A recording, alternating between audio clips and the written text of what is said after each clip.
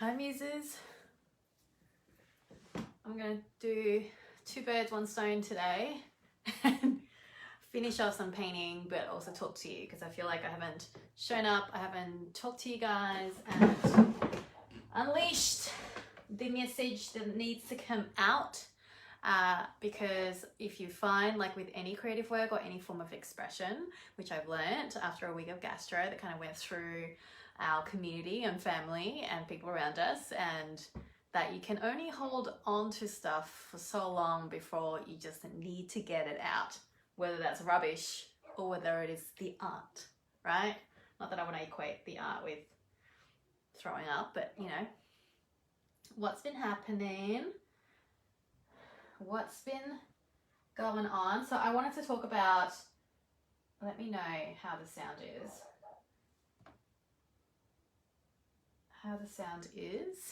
And really what I wanted to talk about was how we don't say it enough. People are always asking me about the finding your creative voice, right?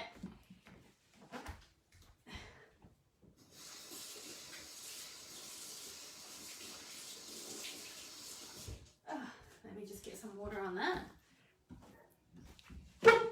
Finding a creative voice, and there's different ways of doing it, and I've talked about it a lot, about really the quantity versus the quality part of things, and that I always go, and I believe in, the more that you do, the quantity will lead to the quality, especially when you're beginning with whatever creative work that is, whether it is painting or whether it is cooking or writing or showing up online or doing videos or whatever your creative work that you're being called to create is. And you can't think your way to quantity. You can't dream or ask or research your way to quality. And so there's that aspect of the whole thing. And I think that's what I believe in. It is what it is. But at the same time, I think there is something to be said about quality. When you truly find your creative voice, when you find your message and it's your art and it's no longer a sad echo or copy of somebody else's work, when it's your body of work, when it's really your thing and it's got your heart, your soul, your message, your muse, your style, your voice, that's when the quality kind of up levels exponentially. And there is something that I think a lot of people don't say, which is that sometimes you don't have your creative voice yet and you haven't found it because the quality of your work isn't there and it isn't up to par. It's actually not. And you know this, you feel this, which is why you get the imposter syndrome and you feel like you're not allowed to, and people come up with excuses about how, you know, I'm just not good enough yet, I don't have the skill set and all those things. And the thing is, for all the feel-good stuff that even maybe I've said about how, you know, there's different kinds of art, who you are for, creativity is not a skill, it's a habit. Totally stand by that. But there's still skill that might be required in order to create the work that you want to create. And so then how do you get that quality? You don't have it yet, which is why you don't have your creative voice. That's why you're feeling that there is that lack and you are noticing that gap for a good reason, because the gap is actually there. But the thing is, the reason why you're not doing the work, because you feel that gap, because you feel like, no, my work isn't good enough. And it actually is true now that I'm saying it to you. No, your work isn't good enough, which is why, you know, like your work isn't good enough and you feel that and you feel like that is true and you suspected it and you've suspected for a long time and you look at other people's work and you're like, yeah. But in order to improve it, to upskill and to get better, is to actually keep making your bad art. It's to actually do it anyway. It's to actually keep painting or keep writing or keep making the bad videos or keep cooking the bad food that isn't that fantastic. And you know, and that's part of the process, because that's the quantity part. When I say you need to get the quantity before you can get the quality, is the understanding that at the quantity stage, a lot of the quality is a bit shit. It's a bit crap.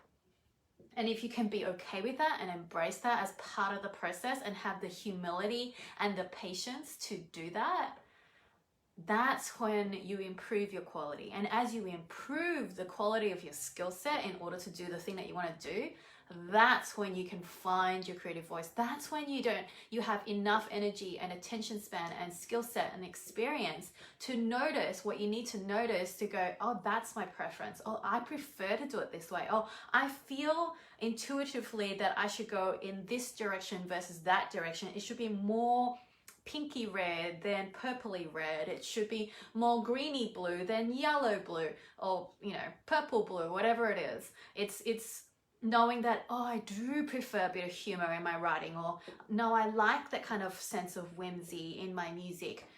You can't notice that when you're still busy trying to upskill yourself. And so when people come to me and they go, I need, like, how do I find my creative voice? What are your tips and all that kind of stuff? I say the same things. Make shit art. Do that quantity before you can get to quality. But at the same time, the reason why people feel like they don't have the creative voice yet, that's why they don't even bother starting, is the irony is that you can't get to the creative voice until you improve your skill set, but you can't improve your skill set until you actually just do the thing and do it badly and be okay with that. And then therefore what you have to learn, your job is to become the kind of person that can still show up despite the fact there's no evidence around you to show you that there's any point moving forward, right? Which means you're doing bad art. It's really awkward and hard. You don't have enough time. You haven't found your flow with your creative work and with life, right? I had kids at home, sick, vomiting everywhere, and I was still able to find moments to paint, because how could I not? Like, it's just part of my life. Do I let everything derail me because something, life, people, other things distract me with interruptions that was completely unexpected? I could, but then I know that it's going to be so much harder to get back into the creative flow if I allow that to happen, and I don't want to be that person anymore. And so I just continue being the person that I am, which is that creativity is just part of my life, and it just flows the way it flows, and it's just part it is, and I have a choice to take those steps forward, no matter how awkward, messy, gross, because cleaning up vomit isn't the best thing for my creativity, and be okay and have the humility and the patience to deal with the yucky and the ugly and the shitty, and trust that the quality stuff will come, and that it is all only adding to the experience, adding more richness to the layers and to the multifaceted artist that I'm going to become. And that's what your work would be doing for you if you allowed yourself to do that. And most people don't, because you somehow think for some reason when it comes to your creativity that it's too self-indulgent, and that unless you can come out of the gate perfect, and that unless you can sell your work, then it's worthy, it's more valuable than the stuff that is free and you're doing for yourself, right? It's like, oh yes, you can take out the paint and make mess with your children, but you can't do that for yourself. It's okay for them to play, but it's too self-indulgent for you to do that.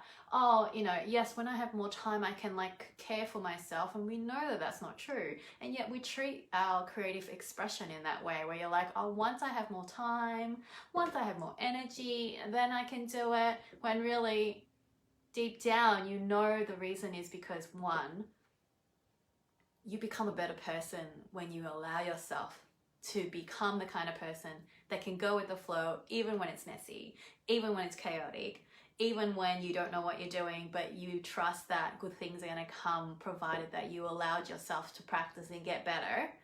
And secondly, that you also know deep down your skill set isn't there yet, and you're scared of creating the bad work.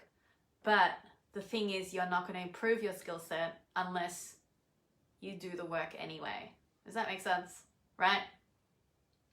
And so, yeah, I just wanted to come on here and be like, I wanted to paint, but I'm too distracted.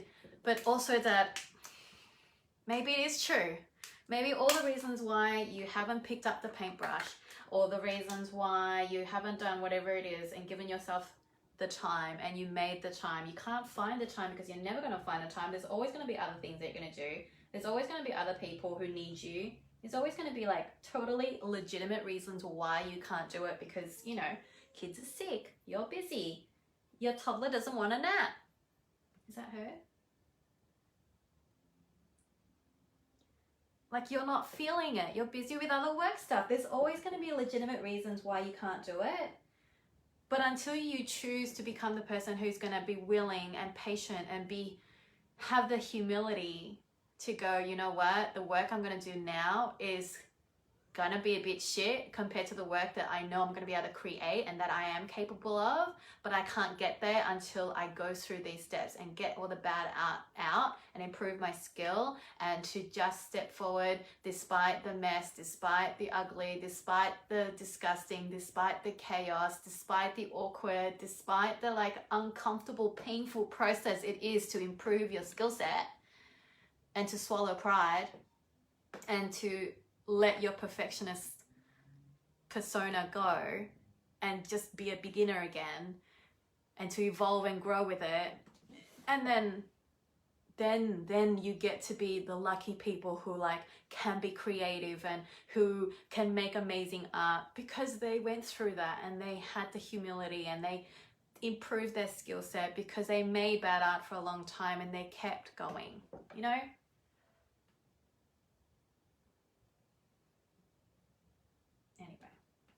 What does that come up for you? If you don't know me, I probably should have introduced myself. Welcome to my page. I'm an artist. I'm a painter. This is what I do. My calling is to create art that talks about connection, that helps inspire you to fully express yourself and to design and cultivate and to go after a mindful life of joyful purpose in connection with your creativity, with your muse, whether that's with my paintings, where they serve as windows to who you are and what you value and who you long to become, as anchors to the inspiration and creativity that you long to have in your world, and to become portals to the future you that you can see for yourself, or whether it is as a Muse mentor in my membership, MuseMojo membership, where I share all my creative resources on living a creative life and what that looks like, weaving it with babies and, you know, laundry and school runs and lunchboxes and life and in general, as well as work and all that kind of stuff. Both of those things are all about talking about connecting, full expression, creative, being a creative catalyst for you, your creative practice, in order to find that creative spark that you need to boost and to kickstart your creativity if you've been stagnant for a while, or to find your creative voice and to find the courage and the confidence to share that and to really be a creative pro, meaning someone who sees your creativity as a lifestyle, as a way of being. That's me, Brenda Mangalore. Welcome to my space. But yeah. So you're welcome to just watch me as I paint in this slow process. And I just wanted to come on to share that today. I also just did a live stream inside my Mindful Muses group called, it's a Mindful Muses Facebook group. It's a free group. You're welcome to join. You'll find the link to it in the header of my page if you're watching this in the replay, or everywhere else that you can find me on Facebook, or just look up Mindful Muses with Brenda Mangalore in the search bar. I just went in there to talk about really how to recognize what your creative voice is and the genesis of really finding it, and the 3 different stages, well, not stages, phases and spheres of creativity, and where you might fall in that, and how to really measure the value of your art. And there was really some cool stuff that I didn't plan on doing. It's a really great example, my live streams, if you ever want to watch.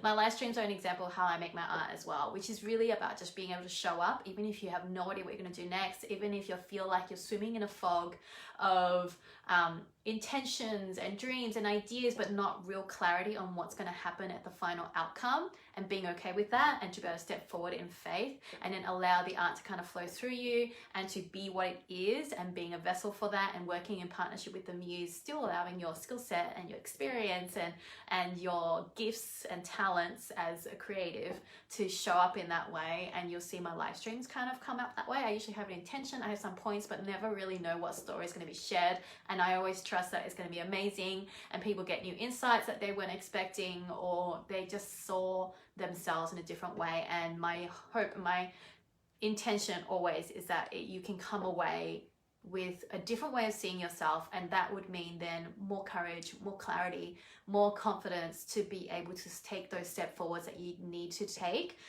your creative dreams, your creative curiosities seriously, and to step forward to cultivate that creative practice with consciousness and mindfulness so that it can ripple out into all other areas of your life. More clarity, more confidence, more courage in your voice, in what you desire and what you value, in who you want to be, in your work, in your relationships, in your parenthood. That's me in a nutshell. If you have any questions about my creative practice or about Mindful Muses, definitely find me inside Mindful Muses. That's where we have more conversations and more of my trainings in there. That's always available for you inside there. That's my container to have deeper conversations about these things of living a creative life, besides just showing you my artwork on my page. And message me anytime, and then I might do a live training about it too.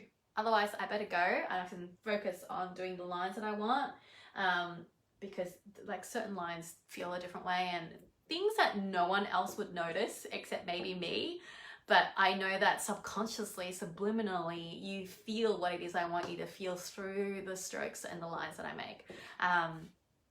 But yeah, let me know how you found this live stream in terms of your message. If you've been struggling with finding your creative voice, know that you really need to be able to have a body of work first and have confidence that it is your work, and then from there check out the video on my Mindful Muses about really finding the beginnings of what your creative voice looks like. I'm doing a lot more training about finding your creative voice inside MuseMojo, which is my membership in my village. You'll find more information about that inside my free Facebook group, Mindful Muses. Definitely check it out. Find the links in my header or message me and I can send you the link. Otherwise, I will see you guys next time. Bye.